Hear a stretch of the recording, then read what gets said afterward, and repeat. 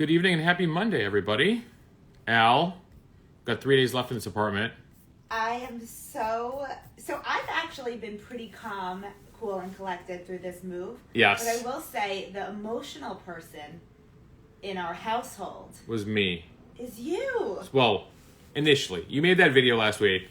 You made that reel last week of, like, our time in this apartment for 2.5 years. And it was like, a lot of life has happened. And so it got me a little emotional. A proposal. We moved in. We We moved had in. a proposal. We had COVID. We got married. A lot's happened. You were missing a tree behind me because we have found a foster family for our tree. We found 2 foster homes for our various plant life because we have a lot of plants in We here. have a lot of plants that one family couldn't take care of them all. Yeah. Well, the big ones are we found friends in the building to take care of, and the small ones have already. It's very bare, Mosh. It is very bare bones without the greenery behind us. We are going to Brooklyn for more space.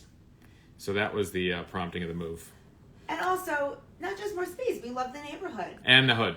And friends. We have friends around. We got friends in Manhattan. We got friends in Brooklyn. We have friends We have all over. friends trying to convince us to move to various states in the union, and all of you convincing us to move to a place near you. Oh. Though, as I keep posting stories about mortgage prices, I mean, what's crazy, Al, we posted a story today about the lack of home inventory at like record lows, even below record lows. So, like, if you're looking for a house in the next few months, like, buyer beware.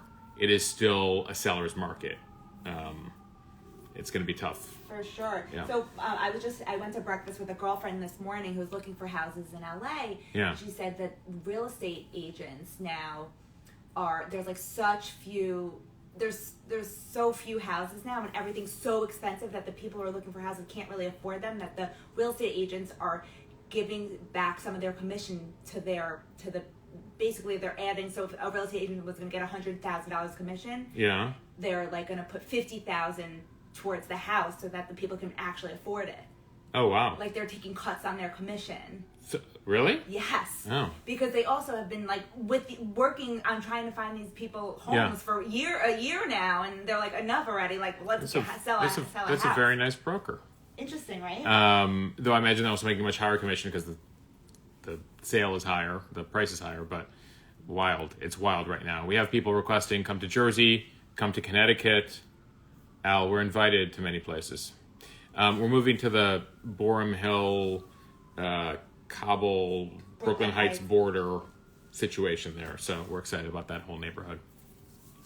Melissa says they only get a 3% commission in Michigan. So I imagine a Michigan agent is not splitting too much. It's normally, I think it's 6% in New York. 6% in New York. So that's what's happening. Though we will not be moving immediately into the new place because it's not ready for us yet. So Katie said, I thought Brooklyn was where you don't go in New York. Katie, you haven't been to Brooklyn. Haven't been to Brooklyn. Recently. Or you've been in the wrong part of Brooklyn. We're now Team Brooklyn for a little bit. So at least for the next couple of years. So we're actually headed there at some point this winter. Sophia said Brooklyn is the best part of New York. So yeah, there's a lot. Outsiders might not know this, but Brooklyn has a larger population than Manhattan. And if Brooklyn was its own city and pulled out of New York City, it would be the fourth or fifth largest city in America. 2.5, almost 3 million people live there. So, Robin, before you get into the news, and I'd like to discuss what topics you're going to talk about tonight. Yeah. But Robin said, can you provide an update on NYC mandates? So that'll get us into our first topic tonight, which is Omicron. Why don't you give a brief, just like, what are you going to talk about? Yeah, so we're going to talk Omicron. We're going to talk Maxwell trial. We're going to talk a little Jussie Smollett. We'll talk about the Michigan situation, which led to the hundreds and hundreds and hundreds of incredible comments I've gotten from school psychologists, counselors, teachers, administrators, parents, etc. So we'll talk about Michigan and kind of the fallout for education there. And then we'll talk a bit about, towards the end tonight, the U.S. decision to launch a diplomatic boycott on the Olympic Games in China this February. And then, of course, anything that comes up in between. Nina saying, let's talk about Chris Cuomo. I did get a question about why do we care what happens on cable news which I'm happy to answer as a former cable news producer, and network news producer who, would have to be responsive to what was going on cable news as well. So we can talk a bit about all of that, but you want to begin with Omicron, Al? I think so. Okay. I'm going to move this box because you keep hitting it with your arm. Oh, it's really heavy. And it's Well, in your Al, butt. watch. Hold on, we have a logistical issue here, folks. Okay. Are we okay? Yeah. Should I show you? We got boxes here. We'll give you a tour of the situation later. But this corner still exists. So we'll talk Omicron for a second. So as Al mentioned earlier, there's the mayor of New York in his last month has announced new requirements, a vaccine mandate for all business in New York. You can imagine that you'll see some legal, some lawsuits related to that. And until now, I didn't even realize this, since I'm vaccinated, but the requirement to get into places in New York was only one vaccine. You only needed one shot. Now they're upping that to 2 shots. So that'll be a requirement. In addition to, if you want to bring your kids into a restaurant and shops and stuff, who mandate the vaccine, I think it's in all restaurants, 5 to 11-year-olds will also now have to show proof that they got the vaccine in order to be let in. So that is that. The new mayor who takes over on January 1st says he's reviewing the de Blasio mandate. And so, we'll see what comes January 1st if he decides to reinforce it or decides to pull back on any aspect of it. So that is the situation in New York. As far as Omicron is concerned, this is what we know right now, and I think we're going to know. We know more than we knew last week. We don't know quite everything at this point, but it's now been spotted in more than a third, nearly half of the United States, including Hawaii. So, it kind of reinforced this weekend that the whole idea that we're banning travel of foreigners from 8 different countries, but Americans can still go there, but they can't come here because we spotted the Omicron variant there first. Sort of doesn't make sense if it's already shown up in Hawaii, right? And so Fauci even admitted that this weekend that there could be a reassessment on the travel ban situation. You've seen some countries already kind of pull back on initial requirements. So Stranger Than Fiction just said, do they really check though? Not once has my vaccination been verified anywhere. And I will say, absolutely, in New York, we are always checked. In New York, most restaurants, to be let into your table, you have to show your vaccine card, or if you have we have it digitally in New York, as well as then ID, so they can match it to the vaccine card. At least almost everywhere we've been, Alex. I don't know if we've been to a restaurant where they haven't checked our vaccine card. Everywhere. So there's that. As far as what we know on the Omicron variant, we've started to see some studies out of South Africa. Of course, that's where I was spotted first. So we're starting to get some evidence there. This is what we know. It's spreading faster than previous variants. That's the bad news. The good news is there's early indications that it causes less serious illness. So spreading more, hitting more people, less serious illness. Now, you could, if you're playing numbers here, if it spreads to more people, but is less serious, but still is causing a certain level of seriousness, you could say that it could actually be, lead to more hospitalization or deaths than Delta if it just is hitting everybody, right? Because, if you play with percentages, and I won't mess with too many numbers here, but it's less dangerous, but it hits 20 million people. It's more dangerous and hits 1 million people. You could see where the numbers potentially could still be worse than the other one. So they're very cautious, but the bottom line is this. The WHO, World Health Organization, said yesterday they haven't seen any deaths of the Omicron variant. Of course, that is difficult to be able to substantiate because ultimately you can't document every single person's positive case. We just don't have the genomic sequencing abilities to indicate in every single person who's positive what variant they have. But that's what they're saying. Take it for what it's worth. The research out of a major hospital complex in Pretoria, South Africa, reported that the patients with the coronavirus are much less sick. The Omicron variant are much less sick than those they've treated before.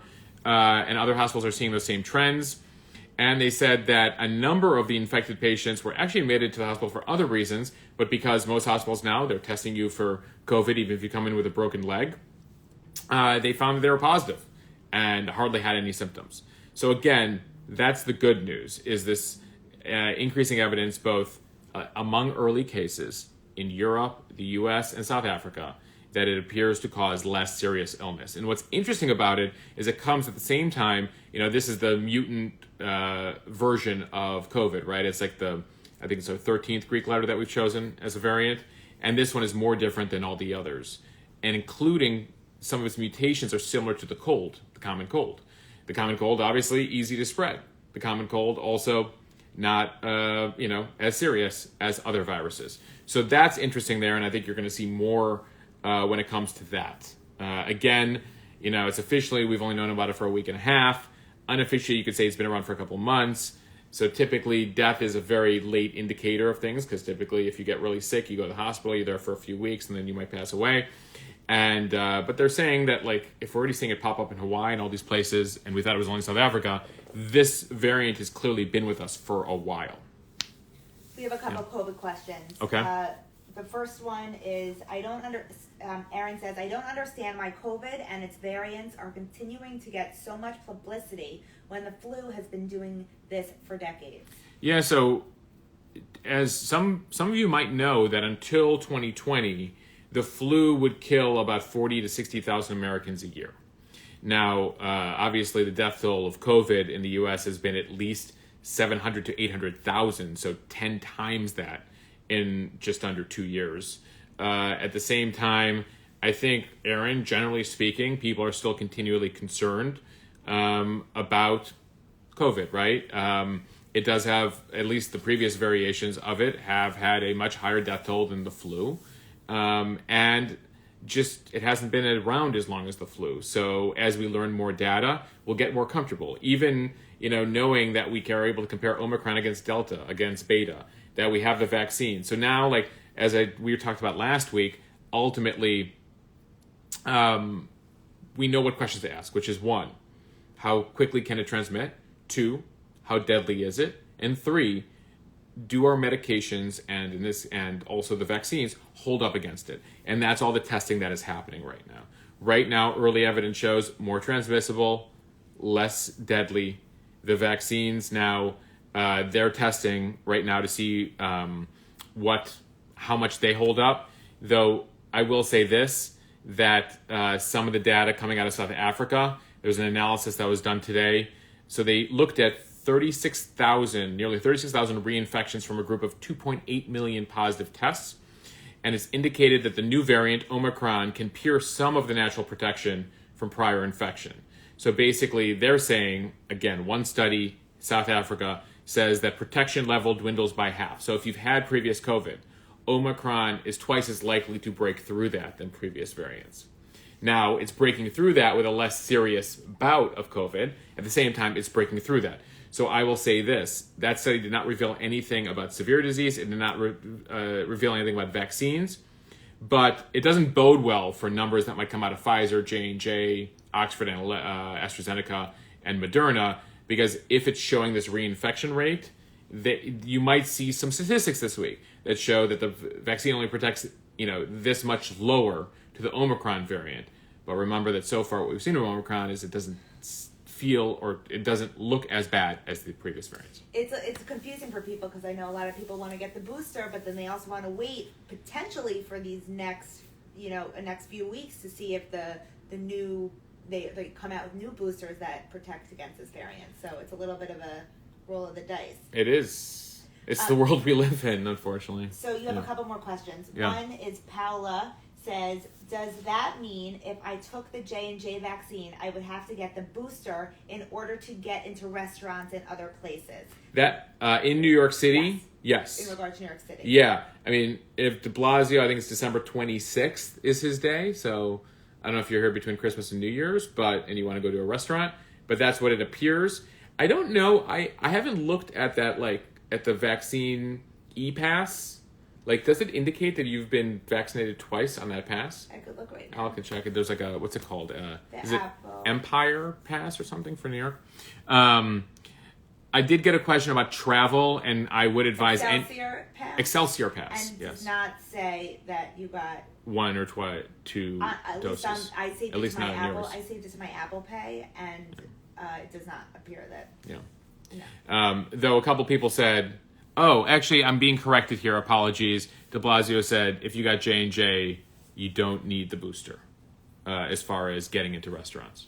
Apparently, sorry, you JJ people get the short end of the stick this entire time because like there's less of you. You dealt with the whole situation in the spring, so apologies for the miscommunication there. Though I would say this, and some of you have written it: if you only have the J&J, even when it comes to Delta, it's been pretty clear that you probably should go get that booster. It hasn't held up that well against Delta standalone. I think with like Dave Chappelle or something famously had a case of COVID with the J&J shot, and he was like, "Dude, that did not do anything." Well, it kept me alive, but that still totally sucked. Sophia said, "Will this variant, will Omicron show up as a positive in at-home tests?" So Omicron comes up in certain PCR tests. At-home tests, the antigen test that you have at home, there's no indication that you would be able to see specifically that you have the Omicron variant. But to your larger question, it will show that you have COVID or don't have COVID. The Omicron, whether you have COVID, will come up. Your variant it will not indicate whether you have the variant or not. That at least is coming from the manufacturer so far, who did that test immediately to make sure that their test, was able to flag Omicron. Sophia asked if it was okay if the photo card was acceptable at restaurants in NYC instead of the app, and yes, the answer is yes. Yes. Yes, for now. As this world evolves. I will say this for the question I got about people traveling abroad, is things tend to change every day. I would continue to Google News the country that you're traveling to with COVID or coronavirus to just see how they're changing their rules of quarantine. Again, depending on where you're flying. Also, if you're flying through, some countries have different rules. I will say this, if you're an American, as of today, when you come back to America, or if you're from abroad coming to America, you have to show evidence within 24 hours of your flight that you had a negative test. That ups it from 72 hours because of this whole Omicron situation. I would say a good place to go to find testing capabilities wherever you go is a website, testfortravel.com, travel.com. Great resource. You literally type in any city in the world and it'll tell you where you can go get tested. Just found out about that. I will say this, also 24-hour rule doesn't require a PCR test. Is it a number 4 or FOR? FOR. Yeah, Test for travel. You typed it right. That's a good website for finding where you can get testing in any city in the world. I will say this. You do have to show a negative test within 24 hours. It does not have to be PCR because obviously PCR is more difficult. It's a lab thing. The U.S. is allowing antigen tests to the rapid test effectively as proof, but not all rapid tests. So this is what I've learned. So you can bring one of those at-home tests with you abroad if you don't have to deal with like the logistics of getting a test within 24 hours wherever you're going. Though the self-test must be approved by the CDC and must be taken over a video call with real-time supervision. So there's Curede's antigen self-test. There's also the Binax Now kit. But apparently the Binax Now kit that doesn't have the video conference isn't allowed. You'd have to get the Binax Now kit where you're literally on a video phone doing the test while somebody's watching you. That one will allow you back in these United States of America. Welcome to the new rules, everybody. You, as of right now, do not need to get tested for domestic travel, just international travel, which is so funny because like the U.S. has one of the highest COVID rates in the world. Where you could be traveling to a country with a much lower COVID rate, and we have I don't even know are our case numbers back above 100,000 a day here? It's very interesting because you look, where are we? Yeah, where 7-day average is 120,000 cases with 35,000 cases a day. And then when you look at, various other statistics, there's other countries that have 24 cases with half our population, and we have 130,000 cases. Anyway. All right, I think we can get back to questions if they haven't been answered, but I think we should move along. We just spent, I think, a half hour. Half hour on COVID. 20 minutes of COVID. 20 minutes. I think we got to start a little tardy here. So we'll talk trials. We'll talk what's happening just down the street from us, the Ghislaine Maxwell trial, week 2. It's not even that. We stare at it. We stare at it. We have a view of the courthouse for 3 more days. So Ghislaine Maxwell, we're now 7 or 8 witnesses in. Would you like a drink or something, Mosh? I'm okay. I just hiccuped. Okay. This is what we know. We had the second accuser today testify. Last week, we heard from a woman going by the name Jane. Today began the testimony of a woman who goes by the pseudonym Kate. She says that she was met by Maxwell when she was 17 in Paris. She was with her boyfriend. Ghislaine Maxwell said, "What are you up to? Well, what are you into?" She's like, "Well, I'm an aspiring actress and musician." Maxwell said, "Well, you should meet my boyfriend, Jeffrey Epstein. He can help you with your career." She was eventually invited over to meet Epstein in the London townhouse that they shared among the many homes they had around the world. She was then told, "By the way, can you give Jeffrey a massage?" Okay. He goes in the room, and it turns into a sex act. She, by the way, is not one of the minors who's alleging illegal activity, because as the judge informed the jury today, this woman was at the age of consent and above when all of these actions happened. She was 17 when she was greeted. A lot of these actions happened at 18 or above. This happened into her 20s. Ultimately, she says that she just couldn't say no and felt that she was in this cycle of abuse. What the prosecution is trying to do with all of this, though, is say that, this shows the tactics of Ghislaine Maxwell, how she would groom these women, befriend these women, and bring them and serve them up effectively to Jeffrey Epstein. Completely inappropriate. She asked this woman today who testified, Kate, to find other women for Jeffrey Epstein. She said, Ghislaine speaking now, I can't satiate Jeffrey. He needs it 3 times a day. We need other women to help satiate Jeffrey. And she described kind of that world around Jeffrey Epstein. And so that was testimony today. At the same time, the defense, Ghislaine's defense team is continuing to take aim at all of these accusers, trying to question their credibility. In this case, they went at Kate's previous drug use, and she admitted to having issues with cocaine, having issues with alcohol, having issues with sleeping pills.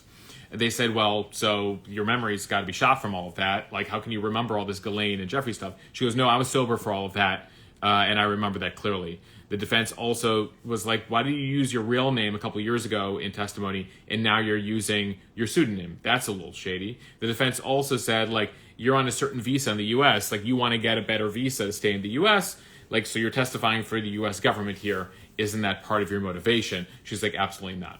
But again, what the defense is trying to do here is create some credible doubt, right? Reasonable doubt.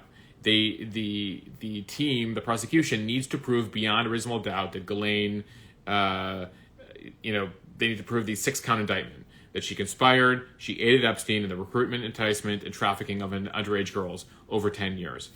If Ghislaine's team is successful in creating some doubt there by saying, well, witness 1 had these issues, and witness 2 had these issues, and witness 3, they had the guy, the house manager last week. They're like, well, he testifies all this stuff, but then he's also stealing from Epstein. Can you take this guy seriously? He doesn't seem like an honest broker. So that's what the defense is trying to do in this trial. And Ghislaine's defense, at the beginning, the lawyer said, Ghislaine is not Jeffrey Epstein. Ever since Eve has tempted Adam with the apple, women have been blamed for the bad behavior of men. Yes. So they compared Ghislaine to Eve in the Garden of Eden. And so, they're arguing that, if Jeffrey was alive, if the prison system, kept him alive, like they should have, then she wouldn't be the target. Right? Yeah, she's like sour grapes. That ultimately, the government can't go after Jeffrey, so they're going after Ghislaine, and now these women are suddenly remembering Ghislaine, did some stuff. Now it's pretty clear that Ghislaine was involved in a lot of stuff and was tied at the hip with Jeffrey for a long time, and there's enough witnesses here, so one would think the prosecution, after all this time of prep, by the way, they had an extra year of prep during COVID. The jury, also, by the way, because that documentary completely swayed me to think that she was totally, totally complicit. Involved, complicit. Yeah. So did they make sure that the jury has, or nobody has seen that? I would imagine. I wasn't there for all the jury selection, but that Ghislaine's team would have vetted for previous news coverage. I mean, that's a basic question you ask any juror. Is like, what do you know about the defendant? What is your opinion of the defendant? Have you watched media coverage of the defendant, etc.? So, so that's the situation there. And I posted a couple videos earlier about this whole meme that's, this whole, I get questions every day, like, why is the media not covering the Ghislaine Maxwell trial? And I'll just say it here one more time. The New York Times, the Washington Post, the Wall Street Journal, the Associated Press, Reuters, CNN, Fox News, ABC, NBC, and CBS are all covering it on a daily basis. As somebody who's worked in the news media for 20 years, this is pretty well covered. I would be honest with you guys if I didn't see this well covered. Now, when people say media, they seem to mean a lot of things. Like, where are the celebrities? I was like, well, the celebrities aren't media. They're like, well, the media, what about cable news? I'm like, well, cable news covers politics now and controversy. This, pretty much everyone would agree that, Ghislaine's, seems like a terrible person. So there's not much in terms of, conflict there. Whereas the Rittenhouse trial, where people are like, well, what about Rittenhouse? Well, Rittenhouse was on camera because it was a state trial. Rittenhouse, there seems to be two very diverging viewpoints about what happened there. It intercedes politics of race, Republican, Democratic politics. Trump made comments about it. Role of the police, guns. There's so many layers there, right? So, when you're a news executive and you're making decisions on what we're covering, you're like, well, that story seems to have more nuance and conflict, and people seem very divided on it. Ghislaine, everyone's like, Ghislaine seems terrible. This has been going on for a long time. Jeffrey's dead. They have 4, accusers. We'll monitor those. It's a 6-week trial. It's off camera. So if you're, as a television executive, you're kind of like, that's less interesting. It's not on camera. But the newspapers are all still going with it. I just went through all those details because the newspapers are covering it so well. The Daily just had a great episode today. The Daily, America's literally most listened to news podcast in America, did a whole episode on it today. And by the way, The Daily, by the liberal New York Times, who's trying to protect Democrats. I don't know, if you're a conspiracy theorist, I'm just like, let's talk about it. Because ultimately, I don't know what folks are alleging. It is getting a significant amount of coverage. I think there's a lot of stories out there that are getting I think the argument that some people made about the Waukesha parade not getting much coverage because of the nature of the murderer who drove through the parade. I think you have a legitimate case there to be made that Waukesha got insufficient coverage as somebody who works in this industry. I think Gelane so far, week 1, you're getting you got a good amount of coverage on the networks. They'll pop in. They're not going to give it desperate day-by-day coverage, because also as a news executive, just hey guys, stuff we already knew came out in court today, not on camera, back to you. That's what you have to say right now. Fair just said, lots of conspiracy theorists are very excited to show the lack of the media press crowd in front of the courthouse. Yeah, so let's talk about in front of the courthouse. In order to cover the trial, you have to be inside the courthouse. So to be outside the courthouse, what exactly are you achieving? Now, in television, you put people outside the courthouse, so when I'm on TV, hey, coming to you live from the courthouse behind me. Okay, they were all outside the courthouse last week. Now they're not giving hour-by-hour coverage. You're also outside the courthouse if you think there's going to be breaking news.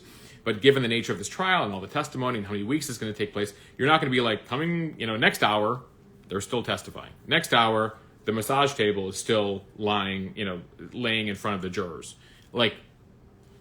So anyway, I would just say, be skeptical. When people throw things out there, I would ask, well, what does that mean? And does that seem right? And maybe Google it myself and then see every major international news organization is covering this. And by the way, I will say The Guardian, The Times of London, every major newspaper in the UK is covering this. It is pretty significantly covered. Our friend CPB said, I only get my news from you, so I'm pretty content with the coverage. But you are, Nick says, the biggest child sex trafficking trial ever, not getting any coverage. But that's not true. Well, I mean, tell me who's not covering. Can you name a media organization that is not covering the trial? Is my test to you. How about that question? It's not getting coverage. I was by whom? Name a major organization that's not covering. Now, I will say this.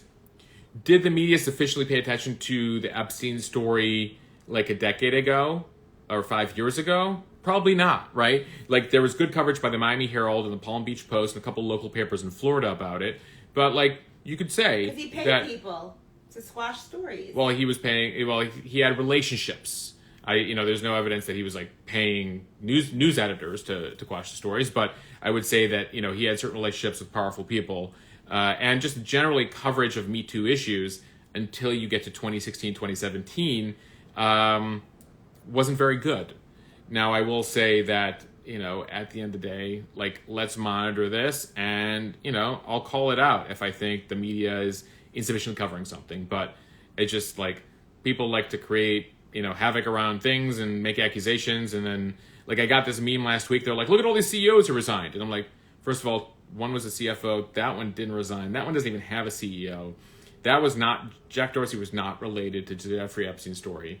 So, like, there's just so many people who have various levels of information and lackluster information, who are just throwing things out there. They're like, look at this. Can you believe this? You're like, well, what does that even mean? And what are you alleging exactly? Are among the questions I would ask when something is thrown out there. Naomi says, I'm just curious if you think Epstein really killed himself. God knows. Actually, on the Daily today, they did discuss that the psychologist in the court psychologist asked him if he was suicidal. Yeah. And so the papers came out. Yeah. And he said no, and I'm not, and he smirked. Yeah. A little bit. But, the one moment he had a bunkmate or whatever it's not a bunkmate. What do they call it in prison? A cellmate. Cellmate. And then, like, literally the hours that the cellmate was gone, had left, like, that's when he killed himself. There's a lot of suspicious stuff, and then suddenly the video got deleted and stuff. Like, I will say this. There are questions. Like, on a scale of, like, JFK assassination to, like, did we land on the moon? First of all, we definitely landed on the moon. To the Earth is flat. I think it's much closer to, questions about, like, what did the government know about the JFK assassination? Like, there's legitimate questions about the death of Jeffrey Epstein. They're suspicious. Now, who did it? Who would have been involved? What's the motivation? At the end of the day, there's two ways to approach any major issue. It's like, either was there malicious intent or was it negligence? And so is there a cover-up over just complete negligence, or was there malicious intent? Was somebody trying to get him? I don't know. He's obviously sick in the head to begin with. The man is not. What if you've learned anything from this trial so far, it's that Jeffrey was a disturbed individual, a disturbed criminal. And they said on the Daily today that because he didn't get bail, that's like they think will put him over the edge. But you'll listen. Well, I need to listen to the America's Top podcast, which covered this today. I need to listen to that and see what else they have there. But he was coming from living this, like, glamorous life, and now he's in a jail cell and he thinks it's all over. I don't know. But I also think that, like, given how he kept video and photos of all the major names on him, there's clearly people who knew, that he had videos and photos of them, and I would have thought that Jeffrey would have stuck it around to the trial so he could stick it to some of these people. Bring other people down around him. I don't know. He seems to be the type of person that would have, like, thought that he could get away with anything. Anyway, so that's what we have on that. The other trial, among the many trials we're watching Elizabeth Holmes Theranos trial. That's in its 13th week, taken forever. She testified last week. She was trying to create doubt about whether she was controlled the company. Her boyfriend, who technically reported to her, she said, like, gave her orders, is crazy manipulative, just a really bad relationship. And so she tried to throw that out there to lead the jury to think that, like, she didn't have malicious intent in terms of, like, lying to investors, etc. That she just was, like, following orders at her own company. I'm not a journalist, so I'm going to give my opinion. Yes. I think she's completely full of shit. I think I would agree with that. I know she's completely full of shit. Holmes? She's nuts. Even down to her voice and her look and all that stuff. She's nuts. So there's that. Then we have, I know you guys, some of you are interested in the Duggar trial. Sorry, I need to get around to, like, following up on the Duggar trial. And then we have the Jussie Smollett trial in Chicago. Big day there. Again, as a TV executive or news executive, you're like, make a decision. What should we cover today? I would have gone with Smollett over Ghislaine Maxwell day 6, because Smollett is testifying himself today. We haven't heard him on the stand. And, like, he's got an uphill climb because, you've seen evidence now about how he basically created his own hate crime against himself and hired these guys to do it. So he had to argue, well, no, it was not a fake hate crime. These guys had it out for me. By the way, he said that he basically had a romantic relationship with one of those guys.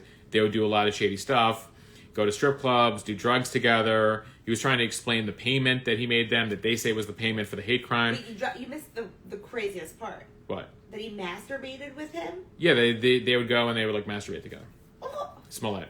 So he's but by the way, the guy's just regardless of that, he hired me to do a hate crime on him and wear a MAGA hat and yell Donald Trump and, yell a whole bunch of anti-gay stuff because he wanted, he feels like he was underpaid and wasn't getting paid attention to. So the Smollett trial, if you read those details today, that's pretty crazy.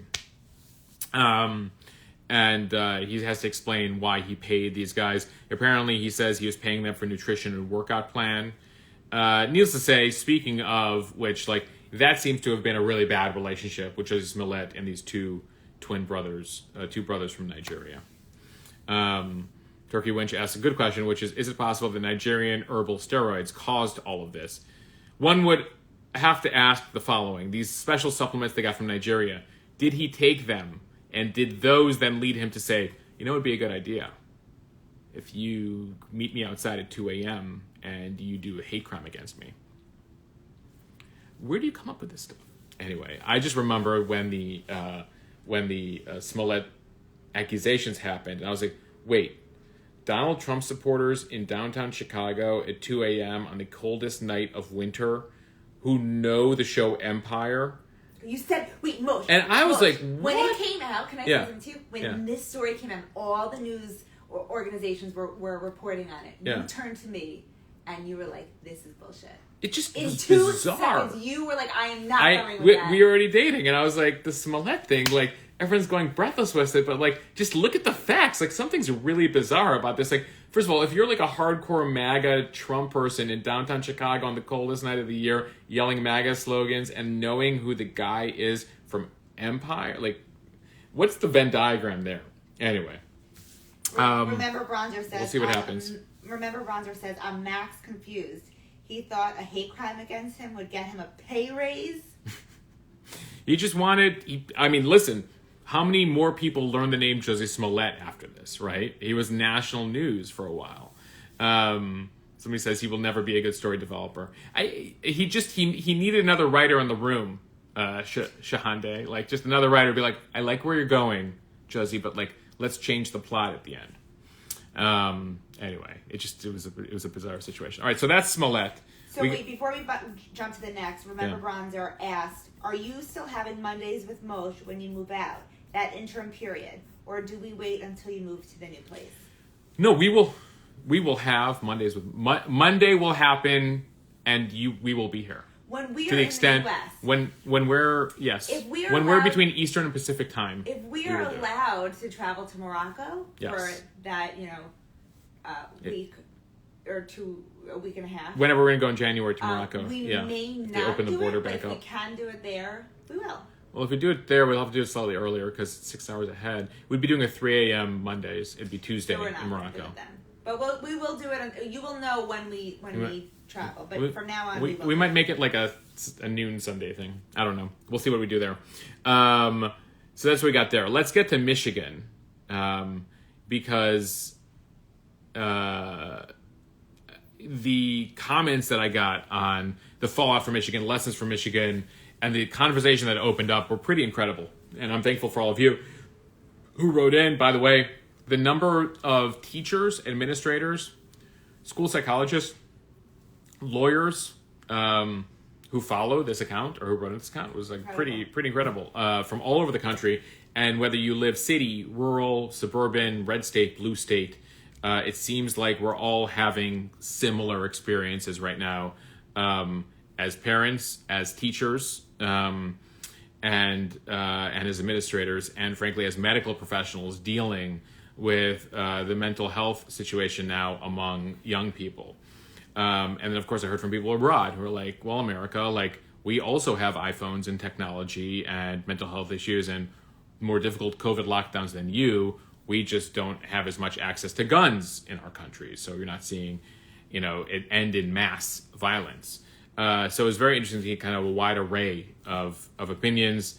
I did post earlier, we wanted to get to like, what are some productive ways to talk about or to like help the situation in our schools? That ultimately this issue that you saw in Michigan with, what appears to be a very disturbed sophomore, Ethan Crumbley, and the fact that they felt like there was nothing they could do when the parents said, we're not taking him home for the day, and they sent him back to class. They didn't check his backpack, and then he proceeded to begin a, unfortunate, mass shooting. So it's coulda, woulda, shoulda, but, it's been interesting to see everyone's responses saying, like, actually, if I was in that school, I don't know what else they could have done. I posted the Supreme Court cases related to searching students, so it does seem pretty clear, and the prosecutor today in Michigan said the school had the authority legally to search his backpack. Why it was not done, they're not discussing those details. It sounds like that's going to come out in the trial. So, Meg just said, first say hi to Ben Falk. Ben Falk from Connecticut. We'll meet you there one day, Benjamin. We signed a lease in Brooklyn. We visit him there, but he wants us to move to Connecticut. Oh, yeah. He wants us to be a nutmegger like him. If he buys us a house, we'll move there. Wow, we're really raising the stakes. Ben, we need you to buy a house or build one on your property. Meg says, I hate that I don't know any of the victims' names, but I know the killer and his parents. Sorry about that. Here are the victims' names. Hannah St. Juliana, 14 years old. Tate Meyer, 16 years old. Madison Baldwin, 17 years old. And Justin Schilling, 17 years old. 7 others were injured in the rampage. I will say one thing I just want to note. So it is very upsetting that kids now have to go through this rigorous training in schools. Yeah. Like, no kid should have to do that. However, it is so important because so many more kids would have been killed if unfortunately, if they didn't do these rigorous trainings for the kids, because they lock themselves in these classrooms. They know what to do now. Yeah, unfortunately, the reality is that's the reality they're living in, and you can say, I guess, 4 children lost their lives. 4 people who had their future ahead of them lost their lives. That's 4 too many. But at the same time, how many lives were saved because these kids go through training and know, like, you got to lock the door, you got to, have a weapon in your hand or something that can be used as a weapon to, like, distract or throw at the, shooter potentially. It just, it was interesting because I was in high school when Columbine happened. And that was like such a moment in this country. And I remember, all the conversation that happened out of it. And now we live in a reality where, situations like Columbine are having several times a year. And so, the conversation leads from school psychologists and nurses, counselors, how teachers are having to do a little bit of everything these days. Where were the parents? Why was the gun not secure? What we've discovered, and this is, by the way, now the parents and Crumbley all 3 of them are in the same jail right now in different cells, apparently apart from each other. And what we've learned so far in terms of what took place. So let's go back. November 27th, a week before. November 26th, sorry. Ethan went with his father to purchase the 9mm handgun. Later that day, he posted photos of the gun on social media with the caption, "Just got my new beauty today." The next day, the mother posted on social media, "Mom and Sunday testing out his new Christmas present." Clearly, he was aware of it. He was posting about it on social media. Now we go to the following week, the day before the attack. He was caught in school searching online for ammunition on his cell phone. Now, mind you, this is an area slightly outside, more rural area. A lot of kids there go hunting. It's not completely uncommon for a search for ammunition, but clearly the school thought something was up. The mom texted Ethan, "LOL, I'm not mad. You have to learn not to get caught." Okay. Now we get to the day of the shooting. Ethan's teacher comes upon him, sees a note on his desk. Alarming note. So alarming that the teacher takes a photo of it. It's a drawing of a semi-automatic handgun pointed at the words, "The thoughts won't stop, help me." In another section of the note was a drawing of a bullet with the following words, "Blood everywhere." Between the drawing of the gun and the bullet is a person who appears to have been shot twice and bleeding. Below that figure is the drawing of a laughing emoji. Further down are the words, "My life is useless, the world is dead." They were so disturbed by this note that the teacher caught, this is again about 3 hours before the shooting, that they brought him into the office. They called in the parents. The school counselor went and removed Crumbly with his backpack to the office. The counselor got the drawing. Ethan had altered the drawing by then. The gun and the bloody figure were scratched out, along with the words, "My life is useless and help me." Everything was scratched out, according to the counselor, by the time Ethan was brought into the office. The parents were shown the drawing and told both were required to get their son into counseling within 48 hours. The parents resisted the idea of him leaving school immediately. They left the building. They sent Ethan back to class. 2 hours later, he began the shooting without searching his backpack. That is the timeline of the week. Clearly, many warning signs, but as I've heard from a lot of you who work in schools, you're limited in terms of what you can do. You feel concerns that parents are very litigious these days, and that, constantly being threatened by lawsuits, and that teachers wrote in dozens and dozens of notes of having issues with kids in class and then being yelled at later for punishing the kids. The fact that many schools now are reluctant to suspend kids because they basically get marked down by the state in terms of attendance records. So there's a lot of issues there. And ultimately, at the end of the day, some of you said, well, then you could send him to the hospital for an immediate medical check. And then some of you were like, it's going to take days for him to get the medical check, depending on what hospital he goes to, just given how overcommitted our underage or juvenile psychology wards are these days. Did you also mention that the mom had sent a text to him saying, "Don't do it"? So the final part of that is once the shooting begins, there is a text message from the mom that says, "Don't do it. Ethan, don't do it." She sent it. It clearly had heard the headlines pop. And then about 15 minutes later, the father calls 911 to say the gun is missing from his house. So Matthew DeVoe asks, has there been any pushback from the NRA or Second Amendment groups about charging the parents? I haven't seen, by the way, the NRA is not as powerful as it used to be. They've had to deal with a lot of legal issues and money issues. But let's see what NRA has said on Oxford.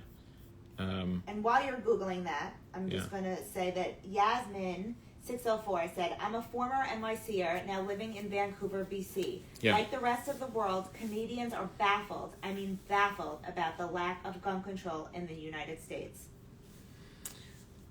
At the end of the day, gun owners would then say, responsible gun owners would know to lock up their guns and not give their kids, underage kids, especially ones with mental issues or mental concerns, access to those guns.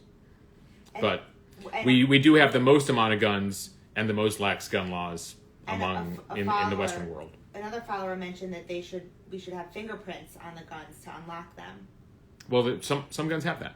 Some guns, for example, if you, depending on which police force you're in, if you pick up a gun, you need the fingerprint technology in order to be able to have access to that. There's a lot of technologies that allow for security on guns, gun locks, various, locks on triggers, various things. There's so many layers of defense, and there's so many things you could require in that. But every state is different too in terms of its rules. In New York, we're much more restrictive than Michigan. In New York, we're much more restrictive than Texas. Texas is much more, is one of the more lenient places. Alaska is more lenient. Then you got hunting states in the Mountain West that have more lenient rules as well. It really depends on where you live, and sometimes the county and town you live in, depending on the rules. Let's just go back to Matthew DeVoe's question. It was, has there been any pushback from the NRA or Second Amendment groups about charging parents? I haven't seen anybody defend these parents. It seems like there's a problem with these parents. And by the way, if I was the NRA, I wouldn't be defending what it is clear that they were not responsible gun owners. Can I say something? It is so clear. And the NRA is all about responsible gun ownership. It is so clear also that they're horrible parents, because if your kid is hurting and goes to the principal office, you take that kid home and you ask them, they were not listening to their child. He says he was designing a video game in that drawing. Okay, but the point is that he had to lash out because he wasn't listened to at home. You have, Traveler just said, emotions, dealing with emotions, and ways to make our mental health community, make our mental health should be a class lesson for children in this century. That's what your follower just said. But I do feel that way, that like, if, and you were saying this too, with screen time now, like parents are really not there listening to their kids as often.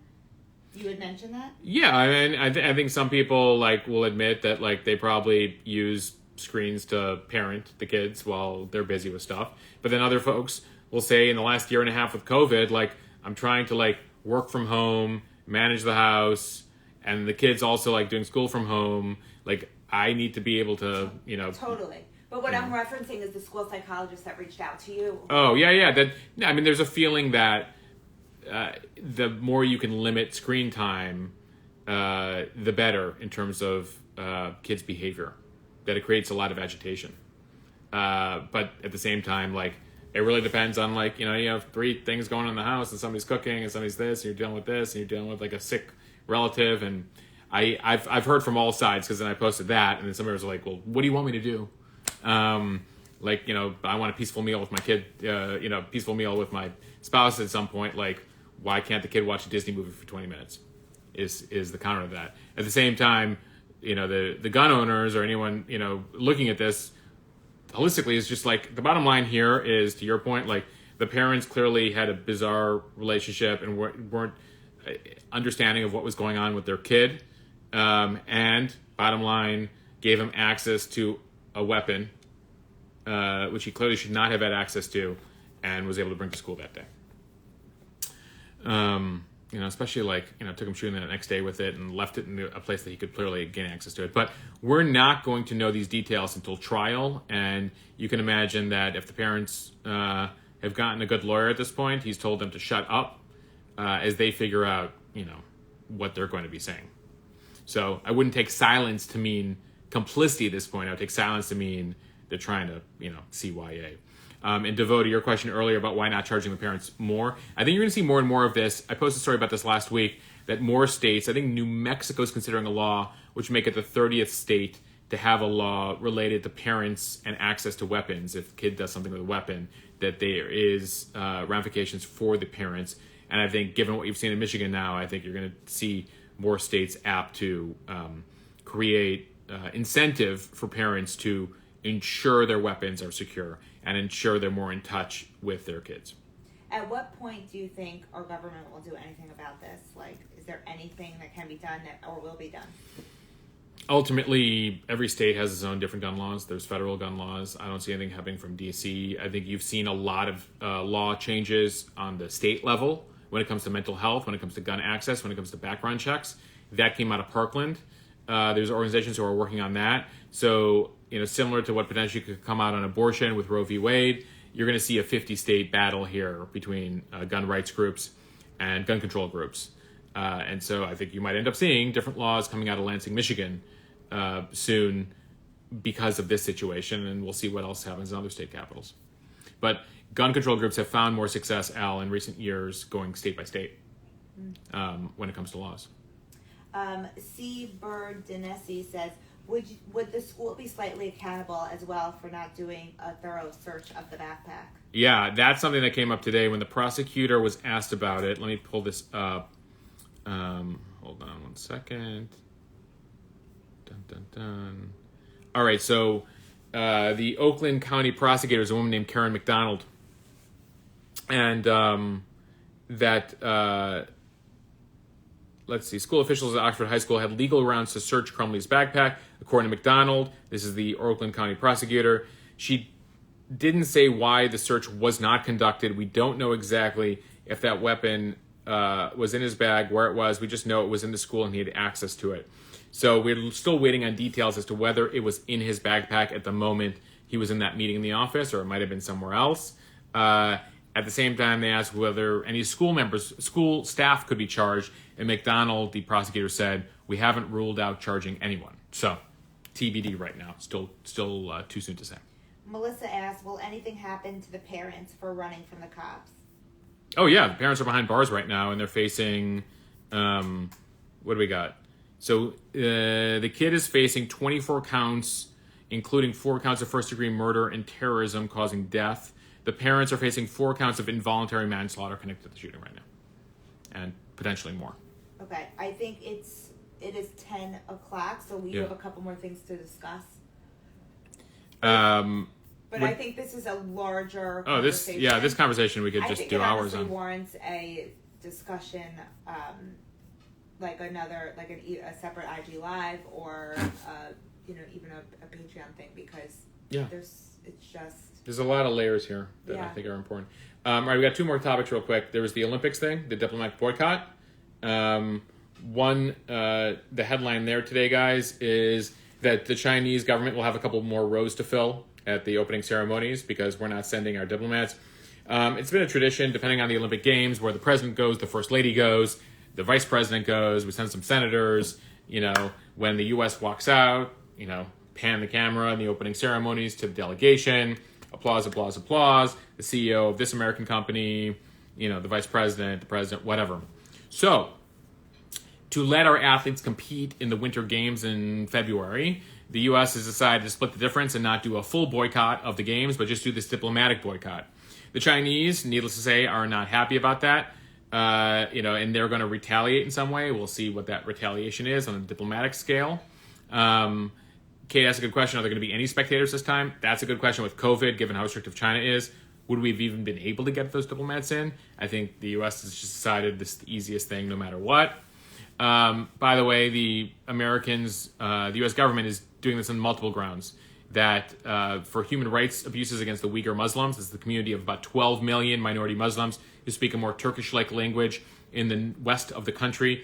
There's a belief that 1 to 2 million have been put in concentration camps where human rights abuses are happening. There's also, what was also cited was suppression of democratic protests in Hong Kong, military aggression against Taiwan. Those are among the reasons why we're conducting this boycott. By the way, when we did our last full boycott, where we didn't even send athletes, it was 1980. The games were in Moscow, and it was because the Russians invaded Afghanistan. You might remember during the Afghanistan discussion, one of the many invasions of Afghanistan, that would actually end in failure for the Soviets in the late 80s. But we basically decided to do the full boycott in 1980 over their invasion, and then the Soviets retaliated 4 years later at the Summer Games in LA in 84 by not sending their delegation. By the way, Australia is also thinking about this sort of diplomatic boycott. We'll wait and see what we hear from them. But Melissa says, will the U.S. still participate in the Olympics, just not the opening? So our athletes will be, as a viewer, it's going to be the same experience. We'll walk out in the opening ceremonies if they have them, depending on COVID. Our athletes will compete everywhere in all the sports. It'll be like a normal Olympics. The only diplomatic boycott means that that random shot you see of U.S. government delegation in the stands applauding and cheering our guys, that will not be there. Someone asked if there are spectators. If there are spectators. They're still making a call on that. The Chinese government. Yeah. Okay. You still have people still want you to touch on Cuomo and Chris Cuomo. All right, so we'll end on Chris Cuomo because if it's a Monday and we're not talking about one of the Cuomo brothers, it's not really Monday, is it? So Chris Cuomo officially, by the way, if you listen to his Sirius XM radio show, Al, I don't think I've ever heard his Sirius XM radio show, but he's officially pulled that today as well. To spend more time with his family. Pulled that, or they pulled that? Well, he claims he pulled that. Yeah. So CNN officially fired him over the weekend. That comes as he was already suspended last week for the details that have come out about how he used CNN resources to help his brother track down some of the women who were accusing him. And that came as CNN also learned there are allegations specifically against Chris Cuomo while he was an anchor at ABC News from a woman, and we're going to learn more details about that. This is a story that apparently we have not heard yet and has not been made public yet. So once CNN learned about that, they said that was basically his nail in his professional coffin. Now, I did see a report that Chris is now going to sue CNN for whatever money he was owed, several $1 million. Typically, you would imagine this will end in some sort of settlement for him of a couple $1 million for him to go away because CNN doesn't want to deal with it. I don't think everyone want to fight it in court, but that's what we know there. And that led some of you this weekend to ask, why do we care so much about cable news? Why do we care so much about cable news, Alex? I don't know, Mo. All I'm thinking about right now is how how Mario would be rolling in his grave right now if he knew his two sons just living. Mario Cuomo is just like, short. wait, Andrew, Chris, what happened to you two? That's all I What think happened about. to you Like, two? that is just so sad that they both just went down like that. And it's all self-destruction. Yeah, self-destruction. It's all self-destruction. So, by the way, it should be noted that Chris Cuomo noted in his goodbye note that he said he's the highest-rated anchor at CNN.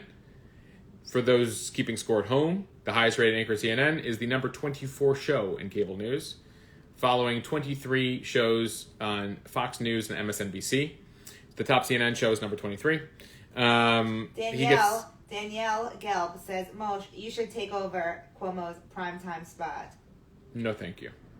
I think I'm almost getting there. I got 260 viewers right now. Cuomo's getting about 800,000 a night. So CNN, his highest rated show gets 800,000. Typically, cable shows run anywhere on some of the channels on Bloomberg, CNBC from like 20, 30,000. Weather Channel gets about that as well, up to about 4 million on like a really big night for like Tucker Carlson or Rachel Maddow. But you look at it collectively, and like on any given day, about 5 million Americans are watching cable news in a country of 350 million. So you're like, why do we care so much about channels that 1% of the population watch? Matthew DeVoe said that sounds like a Trump brag. What? When you were talking about the numbers. Oh, yeah. I got it. Look at all the people. These numbers are corrupt, by the way. These are not real numbers. There's actually hundreds of thousands of people watching this right now. The real Nicole is surprised that Anderson Cooper isn't number one. Cooper is very close to Cuomo, but like Cooper probably has like 50 to 100,000 less viewers on any given night. Cooper like ranges in 700,000 range, depending in terms of viewers. Your top rated shows typically are Tucker Carlson, The Five. Maddow's going away, so that's going to be an issue from MSNBC, but she'll hit about a little over 2 million. Then you got Hannity, who hits about 2 million, and then it kind of goes down from there. But you basically have Fox's entire lineup, MSNBC's almost entire lineup, minus mid-afternoon, then all the CNN shows. And if you're ranking all the shows. He said no. Matthew DeVoe said no. Chomp saying he's number. I don't know. I think maybe he said Cuomo. Oh, no, Cuomo's statement was like, yeah. Yo, I just want to note as I go, I had the number one show at CNN. I think one thing I will say for cable news is that it definitely is, huge when it comes to breaking news moments. On the average day, they're just trying to fill their time. They've become very obsessed with politics. That kind of, is a byproduct of the Trump era, where politics. And so, like, when you want other news coverage, it's hard to, like, find it on those. And that's why people are like, well, why aren't they covering Ghislaine Maxwell? I was like, 'cause why would they? They might mention it, but at the end of the day, their bread is buttered by politics, left-right politics. And so all controversies in Washington tend to get top billing when it comes to, and of course, COVID are pretty much the things you can find on cable news these days. I will say that cable news are on in all newsrooms.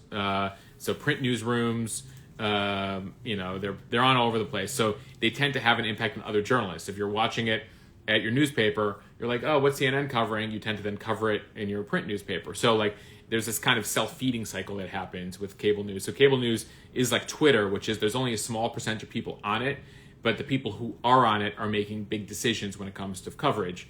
So you tend to have this impact of both Twitter and cable news having this like above average, punch above your weight type influence on what we're learning about. Someone also wanted you, before you jump to the next subject. I think that's my last subject, actually.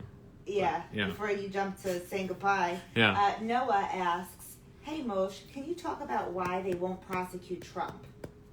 So, at the end of the day, there's no final decision not to prosecute Trump. There's decisions being made at state levels. I mean, there's multiple investigations happening in New York State, in Florida, in Georgia, and at the federal level when it comes to Donald Trump.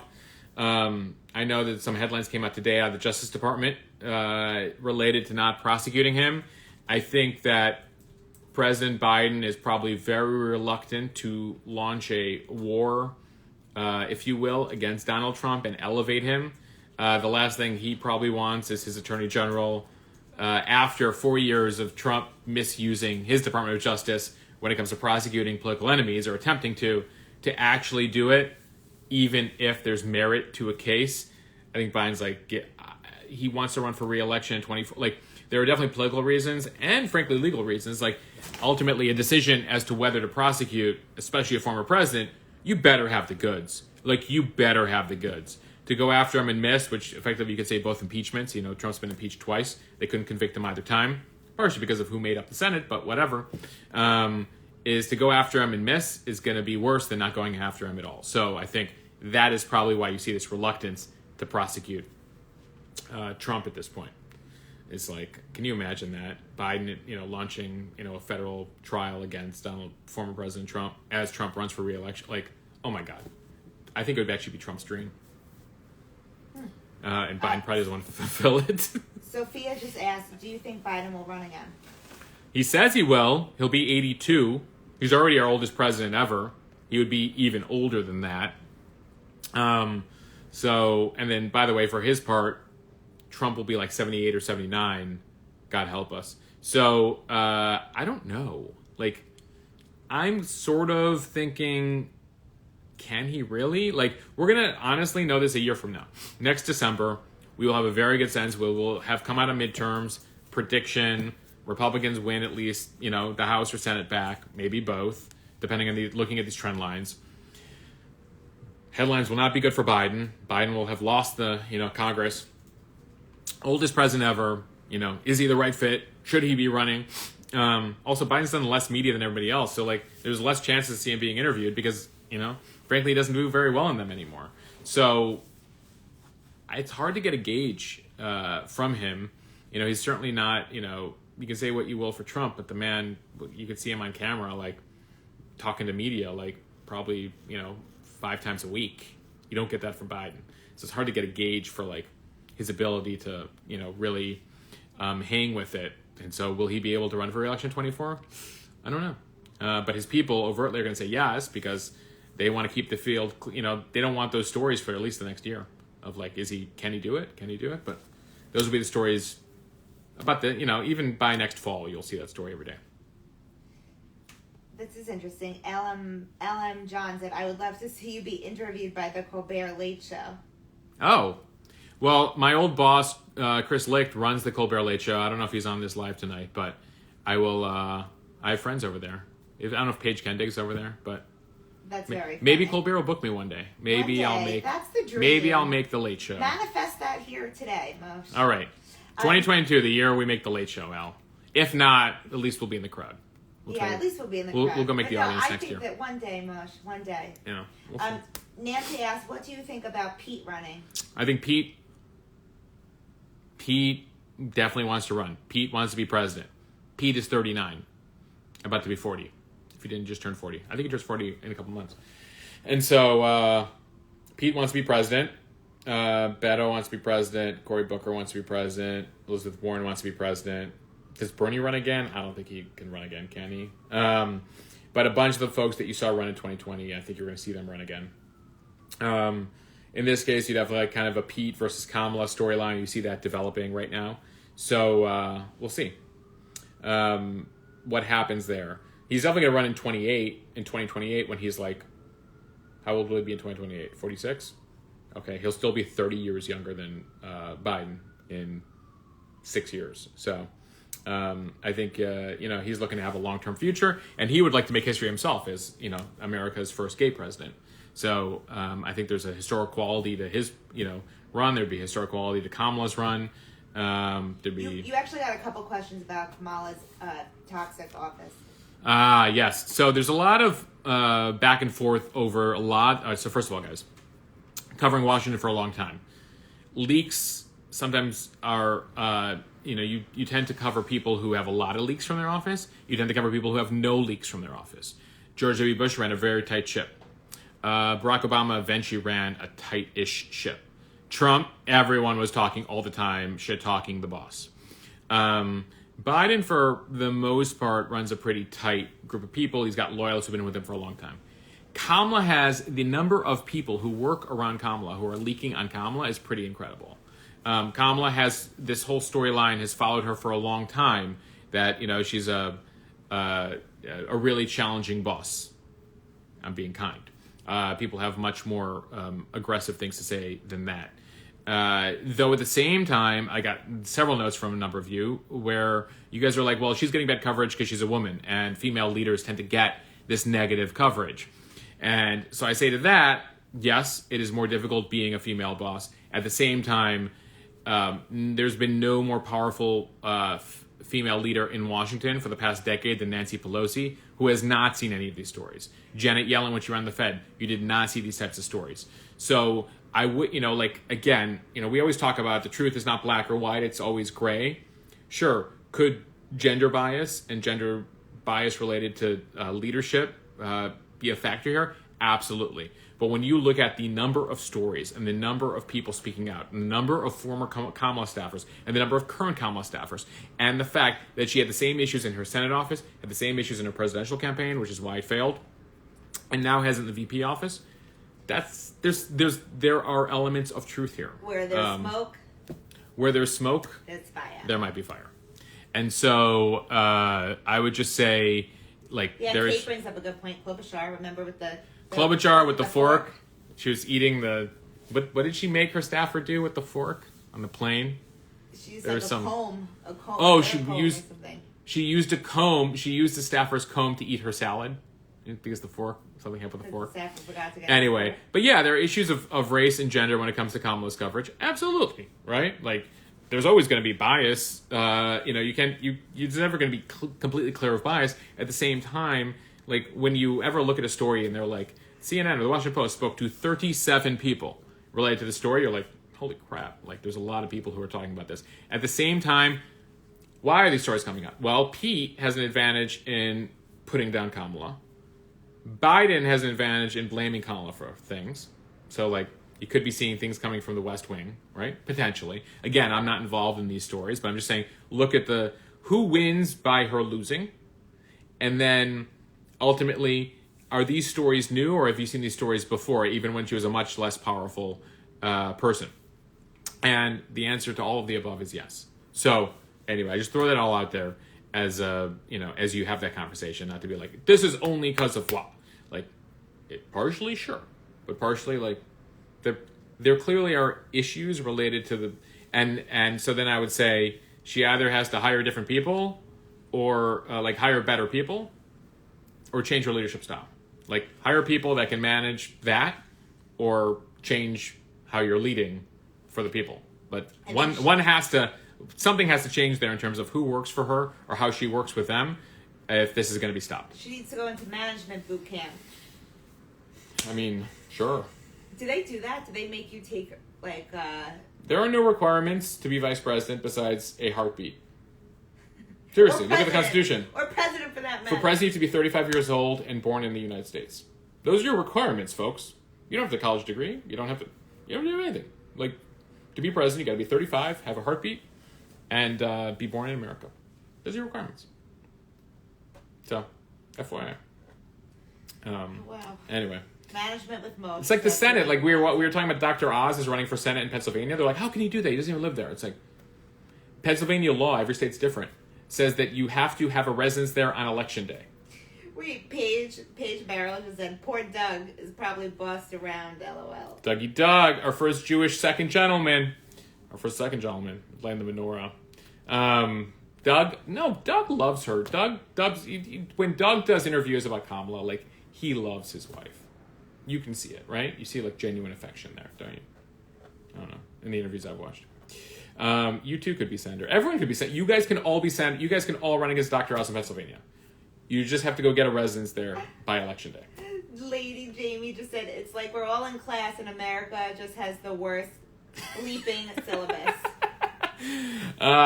Yes, coming up next week. Who knows? I don't know, guys. We all thought 2020 is the worst year. Good riddance 2020. 2021 is going to be so great. Was this year so good? So I think nobody. Is there going to be any memes this year being bring on 2022? I'm looking for one, but I'm hopeful. I don't know. I personally think actually that's a lie, because what's happening with abortion stuff is very upsetting. Yeah. So no, it's pretty shitty. It's just equally, I think, as shitty. All right, guys, you heard it here from Al. Yeah, you didn't even talk about that. We'll save that for. That's a big. What? The Supreme Court? Yeah. Supreme Court. We talked a bit about it last week. We did. Yeah. We talked about it on the feed, but we can talk more about that when we hear more on that. Anyway, guys, it's been a pleasure. Oh, a traveler said that's sweet. My baby is sleeping, and I love this time. I'm going to put this up on YouTube per some of your requests. That's easier to listen to. Though those of you who've been here live. Happy travel. Yeah. I agree. Said, can we end on a good note, Mosh? We can end on a great note, and I'll end on this note, which is all of the incredible, as I've been talking now, tips and comments I'm getting related to parents and teachers and how we can help cultivate a healthier environment for our children and our schools is very inspirational. And so I'm inspired by all of you. This community, it's like, I put out a question and you find an expert from every state in that issue.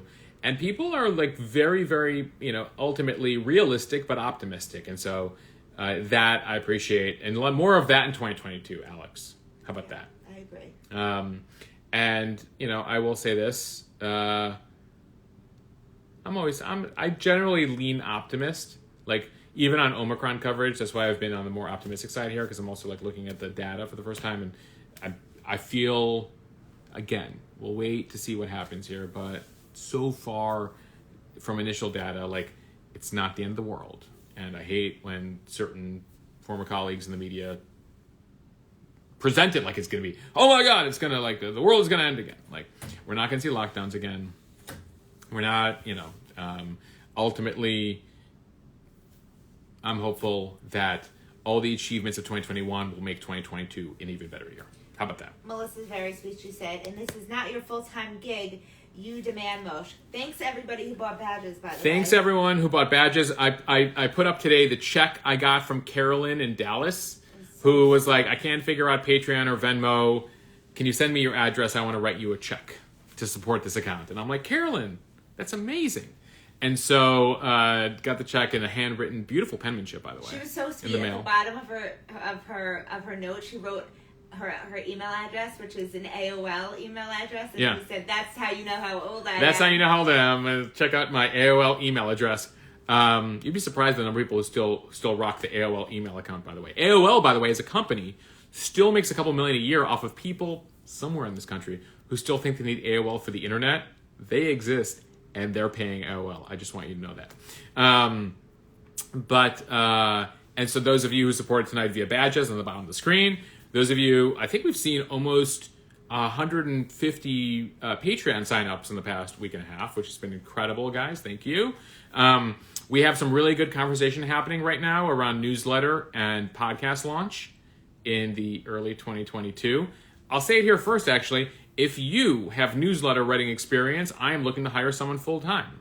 That's how serious we are about this. So if you know somebody, I'm going to post something more formal. But if you've written any media newsletters or like a daily type newsletter and are interested in getting involved in a daily newsletter coming from this account, hit me up. That's so exciting. It's exciting stuff. And that'll be, some of you have said, I need to delete Instagram right now for my own mental well-being. How can I get my news beyond Instagram? And I was like, I'm not doing it anywhere else yet. In the new year, we'll have it on multiple platforms. Not to say you should leave Instagram, but whatever you gotta do. By the way, what we're watching this week, Adam Mosseri, the head of Instagram, will be on Capitol Hill Wednesdays. We're gonna watch his testimony. It's the first time he's testifying, and he's gonna be asked about Instagram and what it knew about teenage health and young girls and its impact, etc. So that's something we're gonna watch on Wednesday. But thanks to all of you who have supported tonight. Badges, we're just there, $99.68. Let's donate this week's badges. Yeah, we should donate to a cause. Name some good causes that you guys care about. There's a lot of good causes out there. There's actually a few causes that people wanted to support education and support teachers. So there's a couple accounts that have been circulating on helping to pay for teacher school supply wishes for Christmas, which has been pretty incredible. So we'll do that. Anyway, I digress. It's 10:30. Al, we still got to pack some boxes tonight. We're going to go do that. I'm in the middle of packing my clothes right now. So we're going to storage, so it's not the easiest. We're signing off from this studio here. It's hard to get all the angles. Just to be clear, everybody, 2 months in storage, and then we're moving to Brooklyn. moving to Brooklyn, but we'll still be with you on Monday nights and the internets. Guys, thank you for your support. Appreciate you. And what was I going to say? We'll see you next week. Hope everybody From wherever we what are. I want to say is I hope everybody has a great week. Yes. Have a great week, everybody. And we will see you on We'll Monday. see you Monday from We're a not new sure location. Exactly where. From wherever we are. From wherever We'll we let you know. are. We'll let you know. All right. We'll see you. Okay. Bye, Thank you, guys. everybody. Bye.